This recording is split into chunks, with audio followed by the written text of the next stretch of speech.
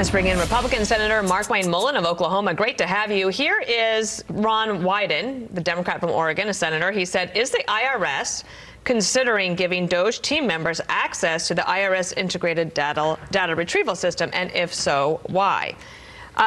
So what is the answer to that? Well, they're not. Every employee that has access to the IRS system are employees that were properly vetted, had the proper clearance, and moving forward.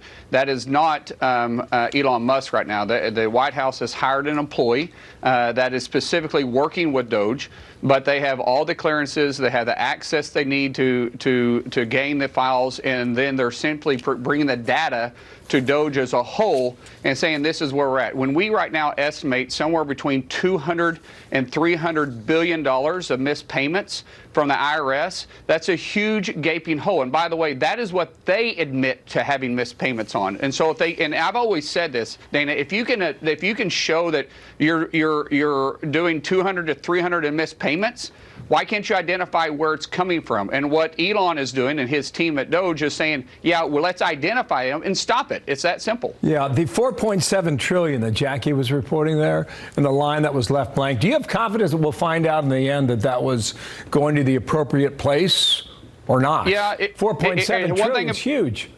Yeah, but one thing about a dollar bill is it's always traceable, because this wasn't a dollar in cash. This was a dollar that was transferred from one account to another account to another account. Eventually, you can find the path that it goes down. It's like tracking. You can track it down eventually and get to it. Now, obviously, they did this on purpose. They didn't want a line item and tell you exactly where it's at. So I'm sure at the end of the trail with 4.7 trillion, which you can't even fathom that, there's going to be a lot of fraud and waste and abuse there. But this is what President Trump brought to the American people. He said he was going to drain the swamp. He said he was going to get government working for the people again.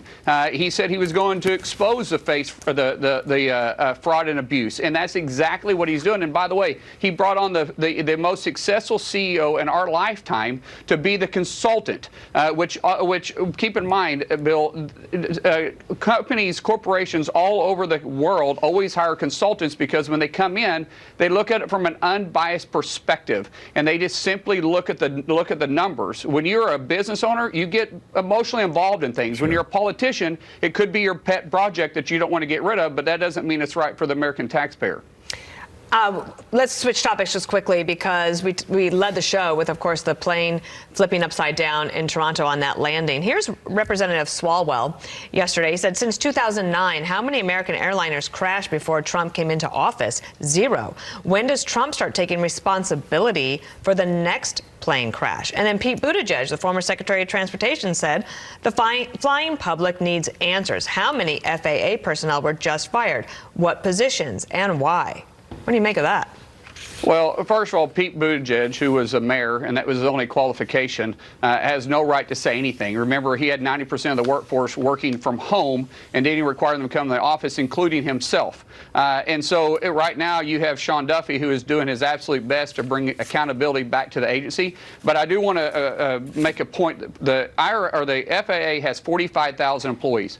400 was laid off, and every one of these were in their probation period. Not one critical person was let go. And Buttigieg knows that, but he doesn't care to do it. And as far as Swalwell says, man, a guy who dated Fang Fang, that was a Chinese spy, has no room to say anything about anybody. He's just reckless and trying to get attention because he knows his time has passed. Senator, thanks for coming back. Markwayne Mullin, Republican from Oklahoma.